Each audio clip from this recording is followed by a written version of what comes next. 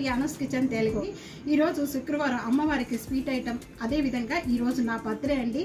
అందుకని ఈరోజు చక్కెర పొంగల్ ఆల్రెడీ నేను చేశాను, కానీ ఈరోజు శుక్రవారం పూటే వచ్చింది నా బర్త్డే. అందుకే ఈరోజు చక్కెర పొంగల్ తయారు చేసే విధానం షేర్ చేస్తున్నాను. లాస్ట్ వరకు కూడా స్కిప్ చేయకుండా చూడండి. ఇప్పటి వరకు కూడా మన ఛానల్ని సబ్స్క్రైబ్ చేయని వాళ్ళు ప్లీజ్ సబ్స్క్రైబ్ చేసుకోండి, లైక్ చేస్తుండండి, వీడియోకి కామెంట్ చేస్తూ ఉండండి. లైక్లు మాత్రం తప్పకుండా చేయండి. ఓన్లీ చూసి వదిలేస్తున్నారే కానీ లైక్లు చేస్తలేదు, కామెంట్ చేస్తలేదు. సబ్స్క్రైబ్ చేసుకోండి, లైక్ చేయండి, కామెంట్ చేయండి. ఓకే ఫ్రెండ్స్, రండి ఇది ఎలా తయారు చేయాలో చూసేద్దాం. హాయ్ ఫ్రెండ్స్, ఈరోజు చక్కెర పొంగల్ తయారు చేసుకోవడానికి ముందుగా 1 గ్లాస్ అనేది మన రైస్ తీసుకుంటే 3/4 కప్పు పెసరపప్పు తీసుకోండి. ముందుగా పెసరపప్పు వేయించుకోవాలి.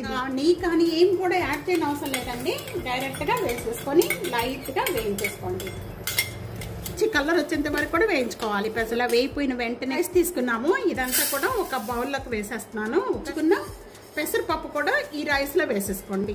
రైస్లో వేసేసుకొని ఈ రెండు కూడా బాగా 3-4 టైమ్స్ వరకు కూడా బాగా క్లీన్ చేసుకొని పెట్టుకోండి. సేమ్ ప్యాన్లోనే ఒక 2 టేబుల్ స్పూన్లు మొత్తం కూడా ఇవ్వండి. ఈ టేబుల్ స్పూన్తో 2 టేబుల్ స్పూన్ అంతా కూడా బాగా మెల్ట్ అయిపోయిన వెంటనే జీడిపప్పు కిస్మిస్ వేస్తున్నాను.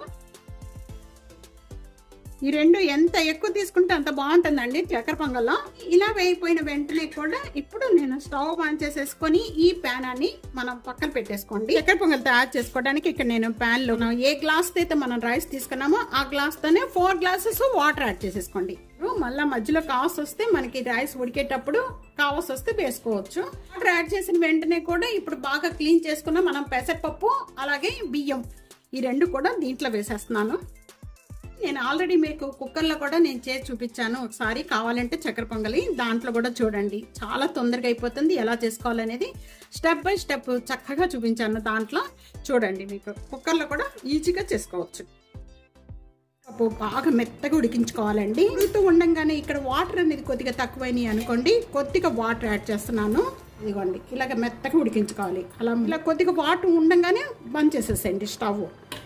ఈ గ్లాస్ తో మనం రైస్ తీసుకున్నాము, సేమ్ గ్లాస్ తోనే 1.5 కప్ అనేది ఇక్కడ నేను బెల్లం వేస్తున్నాను. అదే స్వీట్ ఎక్కువగా తినే వాళ్ళు అయితే కనుక 2 వేసుకోండి. 1/2 కప్ అనేది వాటర్ యాడ్ చేసుకుందాం.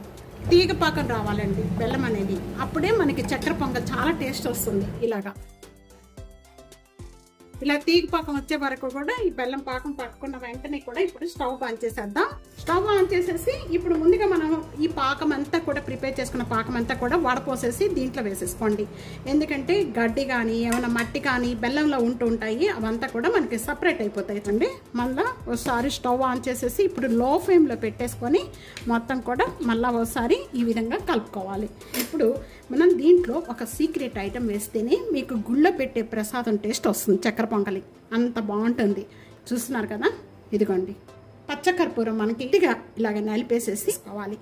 అప్పుడే మనకి చక్కగా మంచి టేస్ట్, అసలుకి చాలా ఆ స్మెల్ కూడా చాలా బాగుంటుందండి. 3 ఇలాచి తీసుకున్నానండి. ముందుగా మనం డ్రై ఫ్రూట్స్ అన్ని వేయించి పెట్టుకున్నాము. ఆ నెయ్యితో పాటు వేసేసి కొద్దిగా నేను ఈ విధంగా పెడుతున్నాను పైన వేస్తాకి. ఈ నెయ్యి అంతా కూడా వేసేసుకోండి. నెయ్యి అంతా కరెక్ట్గా సరిపోతుంది. మీకు చక్కెర పొంగల్లో నెయ్యి ఎంత తీసుకుంటే అంత టేస్ట్ వస్తుంది. శుక్రవారం పూటే నా బర్త్డే అండ్ అమ్మవారికి నైవేద్యంగా పెట్టడానికి నేను ఈరోజు స్వీట్గా చక్కెర పొంగల్ తయారు చేశాను. తప్పకుండా ఈ రెసిపీ ఇదే విధంగా ట్రై చేసి మీకు ఎలా ఉందనేది కామెంట్స్లో తెలియజేయండి. వీడియోని నలుగురికి షేర్ చేయండి, లైక్ చేయండి, యానస్ కిచెన్ సబ్స్క్రైబ్ చేసుకోండి. Okay friends, thank you.